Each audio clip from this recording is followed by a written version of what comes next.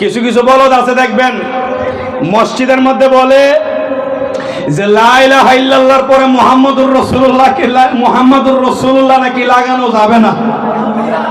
সুন্নিদের নাউজুবিল্লাহ হইছে? জোরে গান, আরো জোরে গান। মসজিদের মধ্যে লা ইলাহা ইল্লাল্লাহর পরে মুহাম্মাদুর রাসূলুল্লাহ লাগানো যাবে? জবান করে লাগানো যাবে? এই দল হলো আহলে হাদিস, লাগানো যাবে না। তো ভাই আপনারা যদি না লাগান ভালো কথা, আল্লাহ যিনি মোহাম্মদ তিনি, নাউজুবিল্লাহ বলেন। আমরা কি কখনো বলেছি যে আল্লাহ যিনি মোহাম্মদ তিনি? আল্লাহ হলো খালেক, নবী মাখলুক। আল্লাহ প্রথম, আল্লাহর আগে কেউ নাই, আর আল্লাহর পরে দ্বিতীয় যদি কেউ থাইকা থাকে মদিনা বলা, ঠিক কিনা বলে? আল্লাহুম্মা সাল্লি আলা মুহাম্মদ ওয়া আলা আলি মুহাম্মদ। নবী রাখছেন, নবীর পরে ওয়া আলা আলি মুহাম্মদ, নবীর বংশধরকে নিয়ে আসছেন। এরপরে ইব্রাহিমকে নিয়ে আসছেন, ইব্রাহিমের বংশধর নিয়ে আসছেন। কোন জায়গায়? কোন নামাজের ভিতরে। নামাজকার, খুদার, আজানকার আল্লাহর, রুকুকার আল্লাহর, মসজিদকার আল্লাহর, সিজদাকার আল্লাহর, কোরআন তেলাওয়াত নামাজে কার জন্য? আল্লাহর জন্য। সব কিছু আল্লাহর জন্য।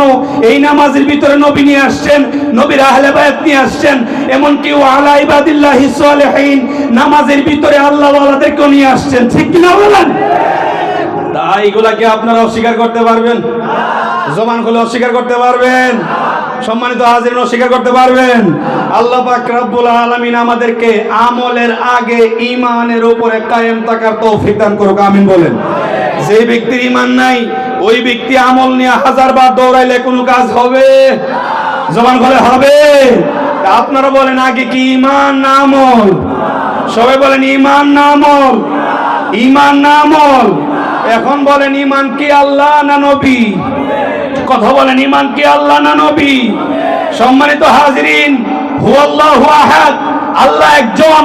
আল্লাহ ঈমান নয়, বরং সূরা ইখলাসের মধ্যে কুল, হে নবী আপনি বলুন, হে নবী আপনি বলুন। আল্লাহ যে বলেছেন নবী গো আপনি বলুন, যেই সূরা ইখলাসের মধ্যে আল্লাহর ওয়াহদানিয়ত, আল্লাহ যে একজন, আপনি তাওহীদ খুঁজে পাচ্ছেন। যেই তাওহীদের দরজা দিয়ে আপনি ঢুকবেন, যেই তাওহীদের প্রকাশ আপনি করবেন, সেই তাওহীদের প্রকাশ করতে গেলে মুস্তাফার দরবার ছাড়া উপায় নাই, ঠিক কিনা বলেন? মুস্তাফার দরবার ছাড়া কোনো রাস্তা নাই, ঠিক কিনা বলেন?